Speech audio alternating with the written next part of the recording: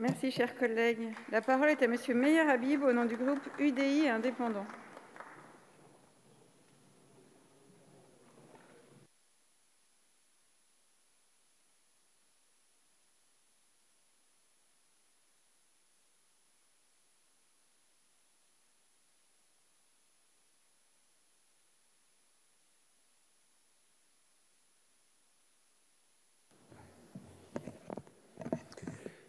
Madame la Présidente, Monsieur le Ministre, Monsieur le rapporteur, mes chers collègues, avec plus de 4,9 milliards d'euros en crédits de paiement, le budget de la mission Aide publique au développement marque un tournant. Cette hausse de 690 millions d'euros marque une augmentation, ça a été rappelé, de plus de 50% par rapport au PLF 2020. 50%. Cette inflexion majeure s'inscrit évidemment dans le contexte de la pandémie et des risques associés dans les pays en voie de développement particulièrement vulnérables. Sur le long terme, elle vise aussi à briser le cercle vicieux sous-développement, pauvreté, migration. Sur le plan budgétaire, cette évolution se traduit par la création du programme 365 relatif au renforcement des fonds propres de l'AFD. Si un effort sans précédent a été consenti dans le PLF 2021 sur le volume de l'aide publique au développement, des marges importantes de progression subsistent au niveau de la gestion. En effet, pour que la politique d'aide au développement joue tout son rôle, l'augmentation des moyens, qui est une bonne chose, doit aller de pair avec une restructuration substantielle de son organisation.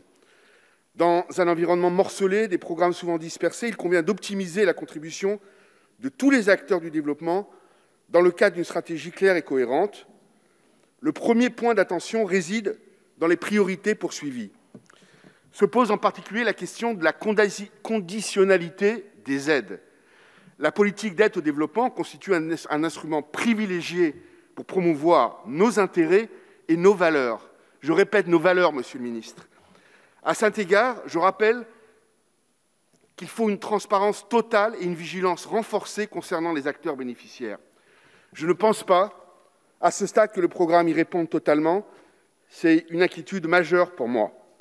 On me signale, et je le constate moi-même, régulièrement que des subventions sont allouées, notamment à des ONG palestiniennes, aux liens plus que suspects avec des organisations terroristes et islamistes. Je vous ai saisi, Monsieur le Ministre, récemment, du cas d'une subvention de 400 000 € à un soi-disant centre socio-culturel Al-Boustan, très trouble, ou encore d'une aide de 230 000 € de l'AFD pour un projet d'irrigation géré par une structure, écoutez bien, liée au FPLP, le Front Libération de la Palestine, organisation terroriste responsable, entre autres, de l'attentat de la rue Copernic à Paris, il y a quasiment 30 ans, jour pour jour.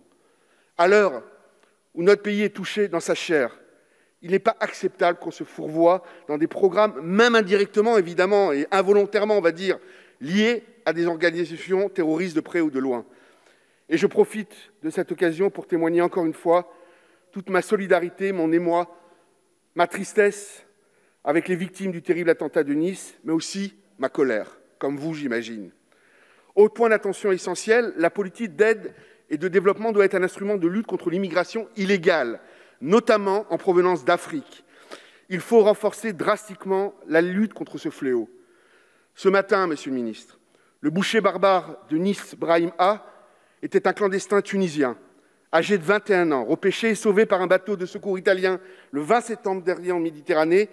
Il a débarqué à Lampedusa ou à Bari, ça reste à vérifier, et il faisait l'objet d'un arrêté d'expulsion en Italie. Une fois de plus, il faut une forte conditionnalité qui doit être posée pour que les pays bénéficiaires coopèrent pleinement pour endiguer les flux migratoires, s'engagent à éradiquer les causes racines de ces migrations, notamment évidemment la corruption ou le terrorisme, et s'engagent à prendre en charge leurs nationaux expulsés. Enfin, notre stratégie doit amplifier les efforts de coordination de tous les acteurs de l'aide au développement, En complément des ONG, des leviers puissants subsistent au niveau de la coopération décentralisée, nos capacités de recherche ou encore du secteur privé et des acteurs philanthropiques. L'aide publique au développement poursuit un objectif magnifique, noble, de réduction de la pauvreté et de lutte contre la faim dans le monde. L'effort historique constitué dans le PLF 2021 en fait plus que jamais aussi un instrument puissant au service de notre diplomatie d'influence, mais reste, j'ai essayé de le démontrer, fragile pour les raisons que j'ai évoquées. Le groupe UDI indépendant a donc décidé de s'abstenir. Je vous remercie. Merci, chers collègues.